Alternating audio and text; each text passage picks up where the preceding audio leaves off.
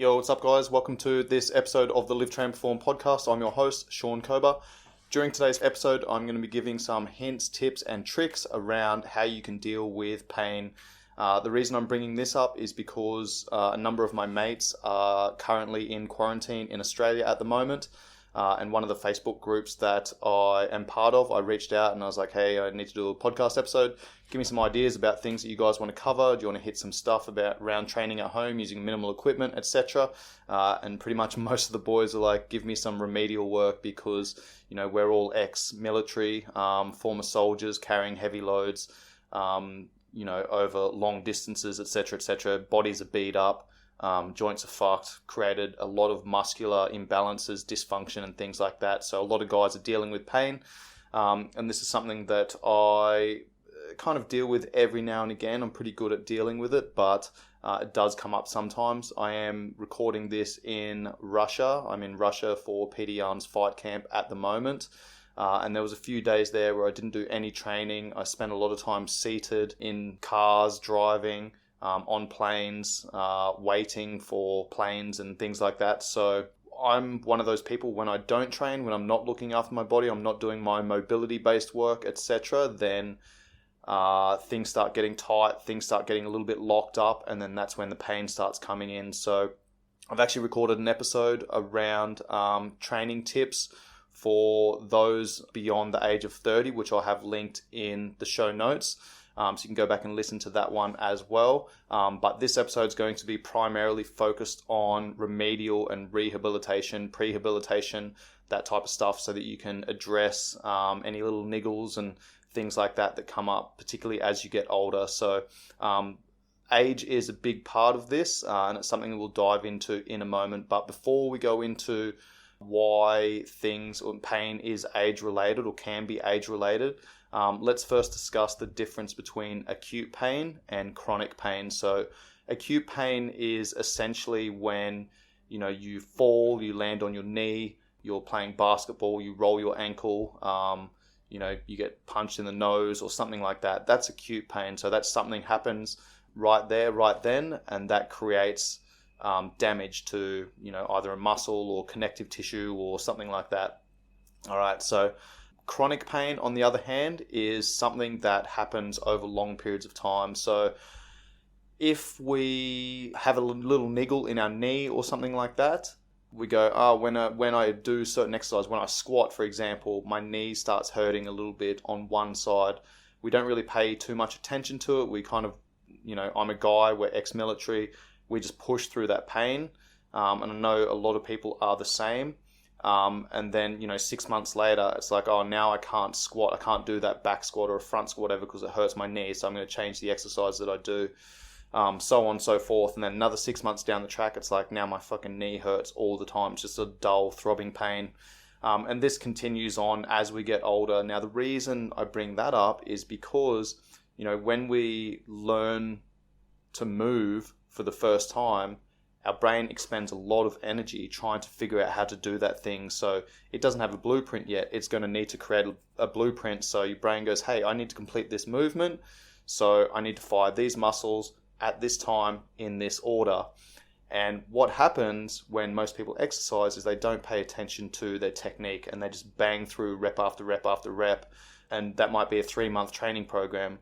And if you're not teaching yourself the right mechanics, getting the right muscles firing in the right order at the right time, then what you may be doing is creating a poor movement pattern or a dysfunctional movement pattern. And this will be very important when I move on to the next point about dealing with pain. Okay, but the point that I want to make here is what you practice becomes permanent. So movement is a skill and it needs to be practiced as such so that we don't create these poor movement patterns. We can you know, get our stabilizers firing first, and then I want to get my big muscles firing next to complete the movement, and then I want my synergist muscles working as well. Let's take the hip, for example. I want to get my hip stabilizers working first. All right, if I'm squatting, I want to get my stabilizers working. That's going to make sure that all of the little muscles surrounding the joint are firing to hold the joint in correct alignment. Then we get our glutes, our hamstrings, our quads firing. Okay, they're going to be the prime movers. And then our synergists are all of those smaller muscles, through maybe the lower leg, maybe the lower back, the upper back as well. All of those other muscles that are surrounding those areas that are providing support, providing stability for other joints throughout the body, so those big prime movers can do their job. So that's an important concept to remember. Bear that in mind, because we're going to come back to that. First of all, pain is your check engine light coming on, right? So if you're experiencing pain through certain movements, that's basically your body saying, hey, something's not quite right here. We need to fix how we're doing this exercise. And this is something that's come up for me over and over and over again, where I'll get clients that have worked with another coach before, or they've been, training on their own. They start working with me and they're like, hey, I can't do this exercise because it hurts, blah, blah, blah, blah. All right, cool. Like, was there an injury that led up to that? Was there something that happened that you landed on it, or you tore something, or was there an acute response, acute injury that created this poor movement pattern? Like, no, it just started hurting sometime, and then over time, I just couldn't do it anymore. Okay, that's a chronic issue. That's poor recruitment patterns that have just been reinforced over and over and over again. Make a slight adjustment to their technique, put their joint in a slightly different position, okay, pulling at a different angle. All of a sudden, oh, now I can do that movement. My muscles are firing, but my joint's not hurting. All right. So, again, that pain, particularly if you're moving, if you're doing something, if you're training, you get that pain, that's your check engine light coming on. So you need to stop, make an adjustment to that exercise, maybe swap out that exercise, do something else that's going to work the same muscles, work the same movement pattern, that's not going to cause that pain. All right, so let's go back to these poor recruitment patterns and chronic pain. So what typically happens here, tying back into our age, is when we create a pattern, a movement pattern, and then we reinforce it by doing the same movement over and over and over and over again, and our technique's not on point, we don't have our stabilizers firing, we don't have our prime movers firing, we don't have our synergists firing at the right time, in the right order, etc., then we can start putting a lot of strain through the joint. All right, so the reason it's important to understand recruitment patterns is because muscles connect to bones via tendons, and they pull on those bones to articulate joints. So if I take the elbow joint, for example, it's a hinge joint. It just moves through one movement, flexion and extension. Okay, likewise with the knee. This is going to be up on YouTube as well for people listening to the audio, so you can see what I'm doing. Okay, so the elbow is flexion, extension. All right, it's a hinge joint, same as the knee. Now, the hips, the shoulders, the ankles, the wrists, the spine, cervical spine, thoracic spine in particular, they're multi-dimensional joints. They move in multiple directions. So flexion, extension, abduction, adduction. Okay, then we also have rotation, internal, external rotation. So hips and shoulders, primary engines of the body, they move in multiple directions. We need to train them in multiple directions. Now, it's important to understand they move in multiple directions, because then when we start talking about pain, it makes a lot more sense when we say, hey, if there's muscular imbalances, again, this is on YouTube. So if you want to watch this on YouTube, go to my YouTube channel, Performance Functional Training. It'll be one of the latest videos up there, so that you can see what I'm actually doing here. So if I've got pain in my shoulder, for example, what might be happening is maybe my pecs are very tight. Okay, my delts are very tight, my traps are very tight. So that's going to pull my shoulder into this rounded forward position. Okay, and that's because everything I do is in front of me, and guys in particular are constantly doing bench presses, trying to build the chest. Everything's in front of us, so we typically train in front of us. People train what they see in the mirror.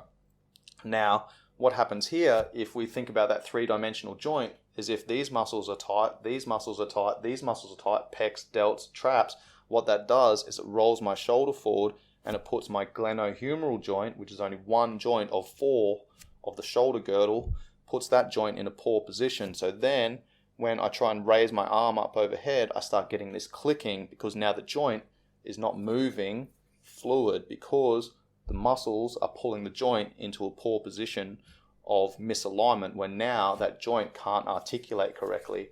All right, so what I need to do is down regulate my traps, my delts, my pecs, I need to switch them off. Those muscles are tight, okay? Because I'm constantly sending this signal that, hey, these muscles need to be short, they need to be tight so that we can, conserve energy. Our body's constantly trying to conserve energy. Those muscles are short and tight, the joint now gets pulled into a poor position, then it affects my ability to articulate that joint.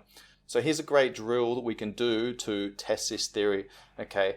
What I want everyone to do is really round their shoulders forward. Drive their head forward, round their shoulders forward. Then try and raise your arms up overhead, okay?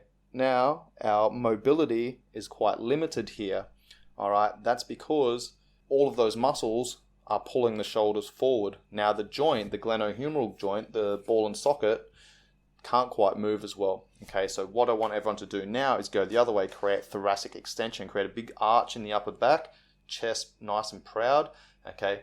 Head tall, spine aligned and long, then raise your arms up overhead. All right, now we get much more movement through the joint because now the muscles of the back are firing, okay, which then puts the glenohumeral joint in a better position and allows that joint to move freely, which increases range of movement. All right, so that's a very simple concept to get your head around so that you can understand where pain is typically coming from.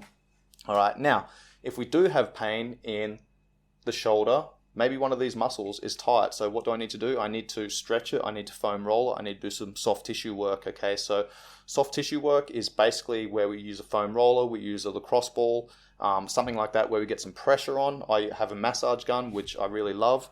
It's basically replaced most of those other tools. Okay, but I'm going to jam a lacrosse ball into my pecs, find where that tension is. Then I'm going to close my eyes and then I'm just going to breathe, try and relax, okay, and sink into that stretch. What I'm doing there is sending a signal to the brain and saying, hey, dampen the signal, switch these muscles off a little bit. They don't need to be that tight, okay? Then I do that with the next muscles. Maybe it's my delts. I do the same thing. Most people, when they foam roll, they just roll back and forth. Yeah, it's going to give them a little bit of benefit, but it's not going to be as as profound as when you hold the ball in that position, then you breathe into it, because what we're essentially doing is down regulating the sympathetic nervous system. We're saying, hey, we don't need to be this tight, okay, we're in a safe place, we can dampen that signal. It's like turning speakers down. All right, I want to turn my speakers down, my muscles and my speakers, I want to turn them down, okay? So I do my pecs, I do my delts, I do my traps up into my neck, okay? Oh, sweet, now I can move my shoulder much more freely. All right, so if you think about those principles, you can apply that to all muscles, all joints in the body, okay? If my knee's hurting, then I can essentially work through above the knee, below the knee, go and find all those muscles that are tight, that are holding a lot of tension, maybe find some trigger points or like a knot or something like that. Use your foam roller, use your lacrosse ball, go and search for those tight areas, relax, breathe into it, okay? You might do 2 minutes on each side.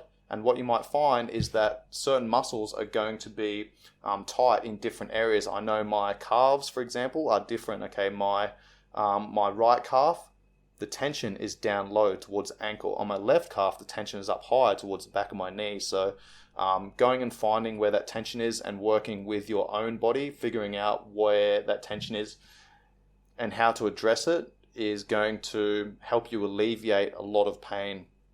Now, in saying that, it's not going to, foam rolling, soft tissue work is not going to have an impact for 24 hours. All we're doing is dampening that signal, turning those speakers down by telling the brain to calm down, dampening the signal of the sympathetic nervous system, switching on the parasympathetic nervous system, okay? Now, after a couple of hours, you'll foam roll, you'll feel better, you'll go and do your training session. All right, sweet, I've just increased my range of movement by turning my muscles down, dampening that signal. Okay, now I've got better range of movement in the joint. Now I can strengthen that range of movement in the joint. Okay, so that's definitely something that we want to do. We don't just want to increase range of movement in a joint and then not strengthen it, because that's where we get injured. That's where we're weak. So if you increase range of movement in the joint, you definitely need to strengthen it as well. All right, so that's a great point. Lengthen what's tight, strengthen what's weak. When we lengthen what's tight, then strengthen what's weak, we're essentially pulling that joint back into better alignment. So then we can now articulate that joint much more efficiently, much more cleanly. All right. I've actually got a number of YouTube videos on addressing lower cross syndrome and upper cross syndrome.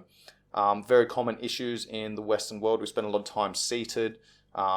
We spend a lot of time with our shoulders rolled forward, our head jutting forward. So there's some drills up on my YouTube channel, which I'll have linked in the show notes, to allow you to address those imbalances. But think about the principles. Okay, it's all about the principles. Go and identify where the pain is. If I wake up with a sore back every morning, it's typically a symptom. It's not the cause. The reason my lower back is sore or it's tight is because those muscles are having to work super fucking hard because other muscles are weak somewhere and they're not doing what they're supposed to be doing. Or other muscles are tight somewhere and they're pulling, and then it's pulling the joint into poor alignment, and other muscles are having to take over to basically compensate.